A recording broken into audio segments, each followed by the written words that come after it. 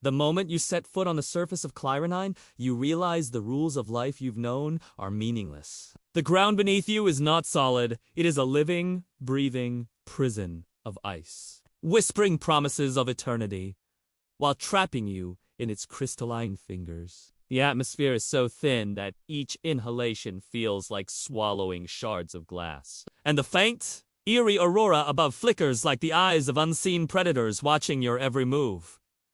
Time slows here. Seconds stretch into minutes, minutes into hours, hours into endless torment. The cold isn't just cold, it's a force, a sentient adversary that burrows into your marrow, consuming warmth, hope, and every memory of the world you once knew. You thought you were prepared. You thought your suits, your thermal shields, your meticulous calculations would be enough. You were wrong. Clyronine doesn't care about preparation. It doesn't negotiate. It waits, patient and merciless, for those who dare to trespass its frozen realm. As your boots sink into the semi-solid ice, a soundless crunch beneath the surface hints at a hidden labyrinth of fractures and tunnels that have swallowed explorers whole. No signal from your ship. No hope of rescue. Just the cold and the subtle, constant pull of the ice attempting to drag you into its depths. Every step forward is a battle, every breath a negotiation with death. The ground begins to shift subtly, at first unnoticeably, then with an almost predatory intent, tilting and folding beneath you. The auroras above pulse with unnatural rhythm, casting shadows that stretch impossibly long, distorting reality and perception. It feels as if the planet itself is conscious, studying you, toying with you, testing the limits of human endurance. You try to call for your team, but your voice cracks in the frozen air, dissipating into nothingness before it can reach anyone. And then you notice the ice around you begins to glow faintly, veins of frost pulsating as if the planet's veins themselves are alive, reacting to your presence, learning from your fear. The cold intensifies. Your skin stings, your muscles seize. You stumble forward,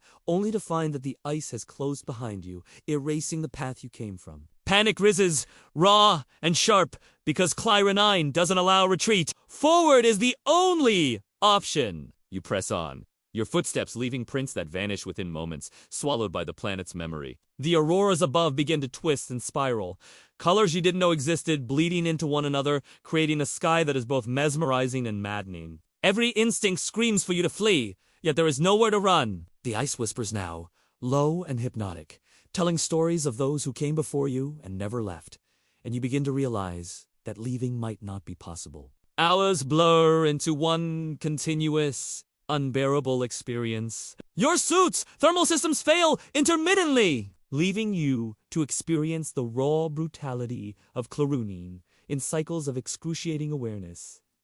Your thoughts begin to fragment. Memories of Earth and its warmth, of friends and family, of home and safety, all feel like distant, fading echoes. The ice, relentless and intelligent, seems to feed on your despair, tightening its grip every time your mind reaches for hope. You find yourself in a cavern, walls shimmering with the same spectral light that haunted the skies.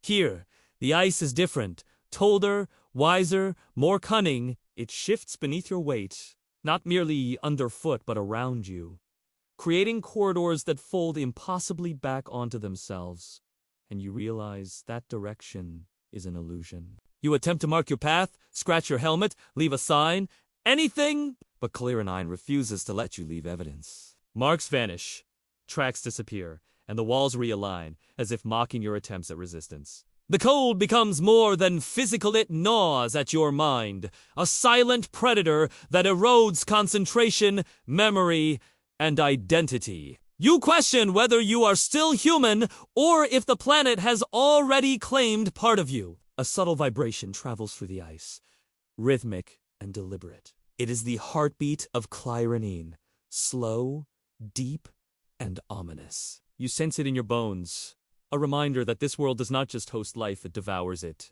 reshapes it, erases it. Then comes the crushing silence, deeper than any void you have ever known. Not the absence of sound, but the absence of existence itself. A weight that presses on your consciousness. Here, Time ceases to be a friend! You realize the explorers who vanished before you were not victims of misfortune, they became part of the planet. Their minds suspended in an endless trance of icy oblivion. The walls of the cavern begin to close inward imperceptibly, slowly, silently. Panic becomes a distant concept, replaced by a stark, unbearable understanding. Clyra does not let go. It does not negotiate.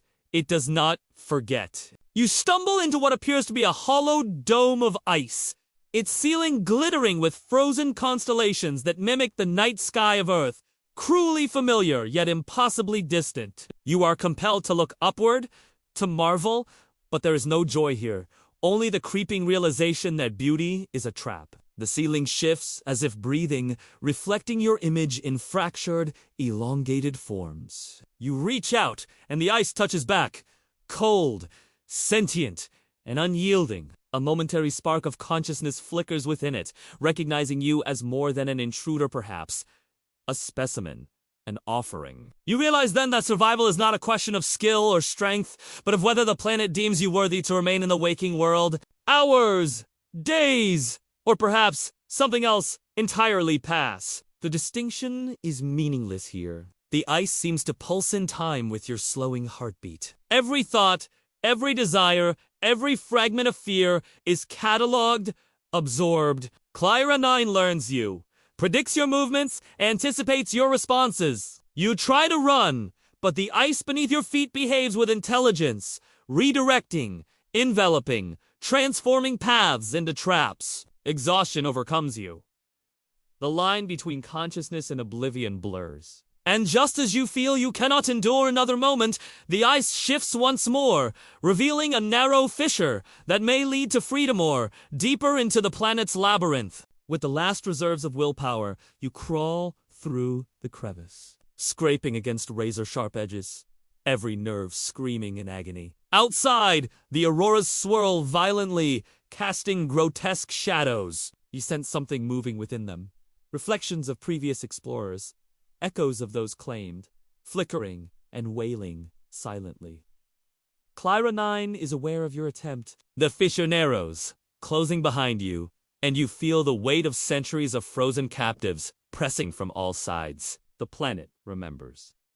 It never forgets. It buries those who trespass not only in ice, but in time, memory, and consciousness. Your suit is failing, your oxygen nearly depleted.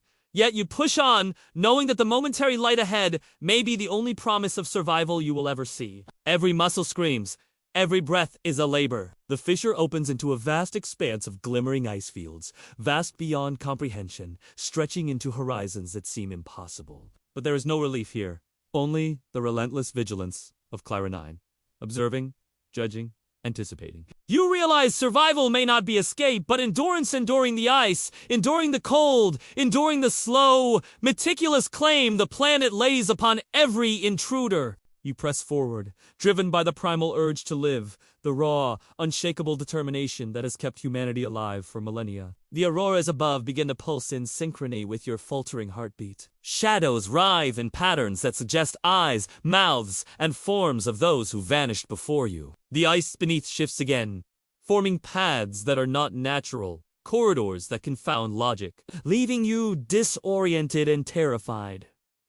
And still, you move. Step by excruciating step, the planets will pushing back, reminding you that here, control is an illusion. You glimpse structures ahead, monolithic towers of crystalline ice, glistening with an inner light that seems to pulse with life. They rise impossibly high, piercing the auroral skies, reflecting your own terror back at you. You approach cautiously, each step a negotiation with survival itself. As you reach the base of the nearest tower, you notice faces within the ice-frozen expressions of agony and wonder, explorers from centuries past who dared challenge Clyra 9 and became one with it. They stare silently, a testament to the fate awaiting those who fail. The realization hits.